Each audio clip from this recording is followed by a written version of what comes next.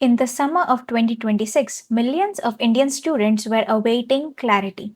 Following the NEET UG medical entrance paper leaks and the CBSE on screen marking irregularities, the nation's youth were left stranded. But what started as an online outrage quickly morphed into the most formidable youth led movement in recent Indian history. They called it the Cockroach Jantar Party, a satirical name born out of judicial remark comparing unemployed youth to parasites and cockroaches. In just 44 days, this movement went from a single tweet to tens of thousands of Gen Z protesters, bringing central Delhi to a complete halt. By July 20, the peaceful sit in at Jantar Mantar had turned into a flashpoint of tear gas, batting charges, and internet blackouts. This is the complete timeline of how the cockroach movement shook the system and what really happened on the streets of the capital.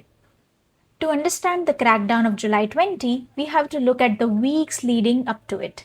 On June 6, CJP founder Abhijit Dipke launched the first street protest at Jantar Mantar. By June 28, prominent Ladakhi environmentalist Sonam Wangchuk arrived.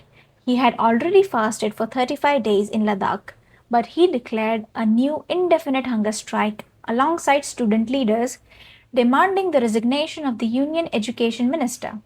For weeks, the protest grew entirely peacefully. But on the night of July 18, just 2 days before a planned march to the parliament, the Delhi police moved in.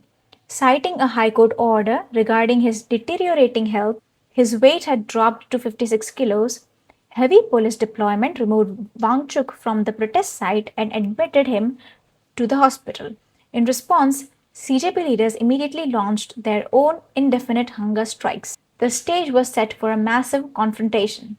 Sunday, July 19 passed with heavy anticipation. Delhi Police DCP Sachin Sharma issued a public advisory. Section 163 was in effect, and no permission had been granted for any march. But as soon as the sun rose on Monday, July 20, the sheer scale of youth's anger became undeniable. At 5 a.m., rumors circulated of trucks loaded with stones near the protest site, alongside heavy deployments of the Rapid Action Force, some allegedly operating without name tags. By 9 a.m., police resorted to wielding 10-foot tall barricades to physically lock the students inside Jantar Mantar. Fearing a massive influx of students from across the city, the Delhi Metro Rail Corporation shuts down 16 metro stations, including the massive Rajiv Chowk. But the crowd, estimated by organizers at over 50,000, was simply too large.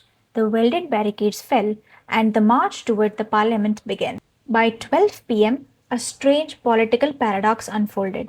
CJP representatives Saurav Das and Ashutosh Ranka were invited to meet with the Union Health Minister JP Nadda to formally submit their demands, which included compensation for NEET victims and Wangchuk's release.